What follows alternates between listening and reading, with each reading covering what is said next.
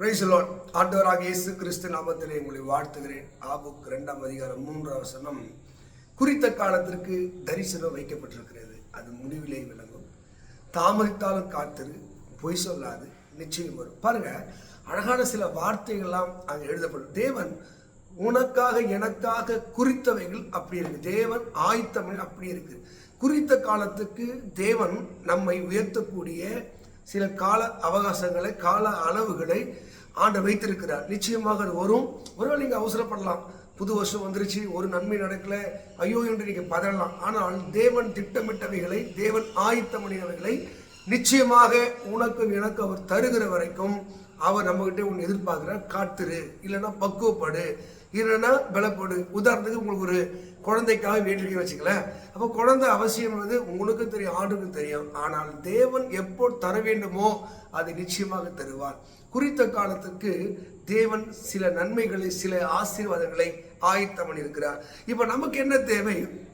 அது நிச்சயமாய் வரும். தேவன் சொன்னது அது மாறாது. தேவன் பொய் சொல்ல, தேவன் மனிதன் அல்ல, மனமாற ஒரு மனுபுத்திரம் இல்லை. அப்போ அவர் என்ன சொன்னாரோ அதை செய்வதற்கு வல்லவராக இருக்கிறார். இன்றைக்கு நீ ஒருவேளை விசுவாசத்திலே சோர்ந்து போயிருக்கலாம், இவ்வளவு நாள் காத்திருக்கிற உனக்கு ஒரு தீர்க்க தரிசனமான வார்த்தை, காத்திரு, நிச்சயமாக வரும். நீ நினைச்ச மாதிரியே வரும், நீ விரும்பினபடியே வரும். சங்கீதம் 20 நாள் சொல்லுதில்ல, உங்க மன விருப்பத்தின்படி தந்தரலி உங்க ஆலோசனை நிறைவேற்றும். நீங்க விரும்புகிறதை அவர் செய்வார். எப்போ தெரியுமா?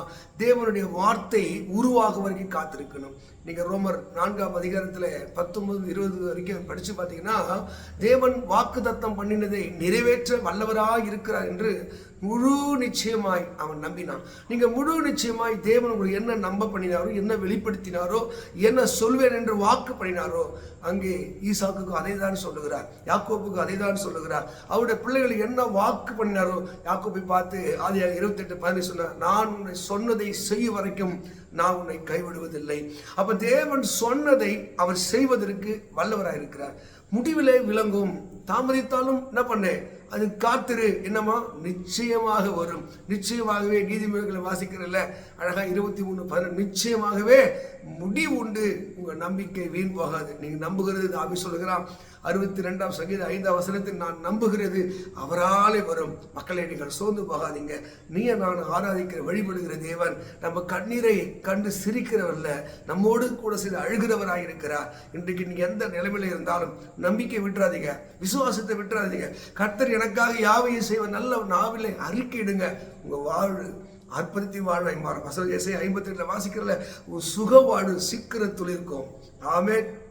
ஆண்டவர் பட்ட பகலை போல உங்க நீதியை, உங்க பிரகாசத்தை, அவர் வெளிச்சத்தை அவர் வெளிச்சம் போட்டு காட்டுகிறதா இருக்கிறார். அதைத்தான் நம்ம சங்கீதத்தில் வாசிக்கிறோம் இல்ல, அவர் சொல்ல, நம் நியாயத்தை பட்டப்பகலை போல, நம் நீதியை வெளிச்சத்தை போல மாற்றுவேன் வாக்கப்படுகிறார். அப்போ நம்பிக்கையா இருங்க, காத்திருங்க.